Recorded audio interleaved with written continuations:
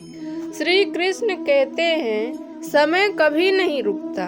आज यदि बुरा चल रहा है तो कल अवश्य अच्छा आएगा। आप केवल निस्वार्थ भाव से कर्म कीजिए और वही आपके हाथ में है। श्री कृष्ण कहते हैं, जीवन के हर संघर्ष का सामना करो। श्री कृष्ण कहते हैं कि व्यक्ति का जन्म अगर पृथ्वी पर हुआ है तो संघर्ष भी उसे करना ही होगा।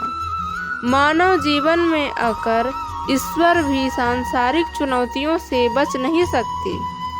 ऐसे में परिस्थितियों से भागने के बजाय उसके सामने डटकर खड़े हो जाना चाहिए, क्योंकि कर्म करना ही मानव जीवन का पहला कर्तव्य है। कर्मों से ही परेशानियों को जीता जा सकता है।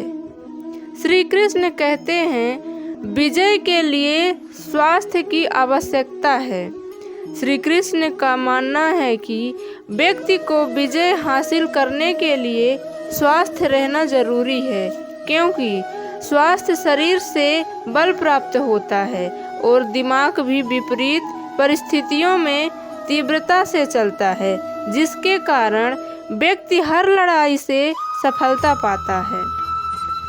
श्री कृष्ण कहते हैं, किताबी पढ़ाई से ज़्यादा जरूरी रचनात्मक शिक्षा। भगवान श्री कृष्ण के अनुसार शिक्षा ऐसी होनी चाहिए जो मनुष्य के तत्व का रचनात्मक विकास करे, यानी कि मात्र किताबी पढ़ाई ही नहीं, व्यक्ति को जीवन के हर एक पहलू से कुछ न कुछ सीखना चाहिए और अन्य कलात्मक क्षेत्रों में भी आगे बढ़ना चाहिए। श्री कृष्ण कहते हैं, रिश्तों की बहुमूल्यता समझें। भगवान की श्री कृष्ण ने जीवन भर कभी उन लोगों का साथ नहीं छोड़ा जिनको मन से अपना माना।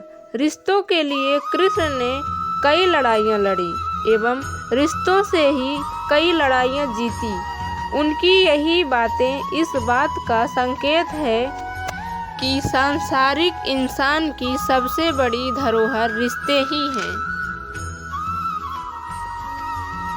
श्री कृष्ण कहते हैं, शांति ही है सबसे बड़ा हथियार।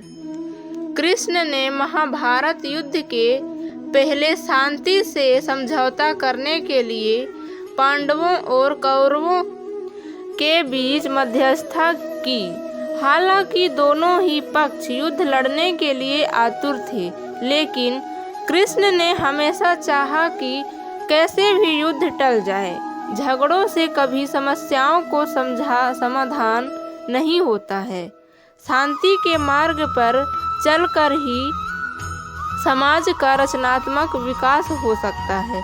कृष्ण ने समाज की शांति से मन की शांति तक दुनिया को ये समझाया कि कोई भी परेशानी तब तक नहीं मिट सकती जब तक वहाँ शांति ना हो, फिर चाहे वो समाज हो या हमारा खुद का मन।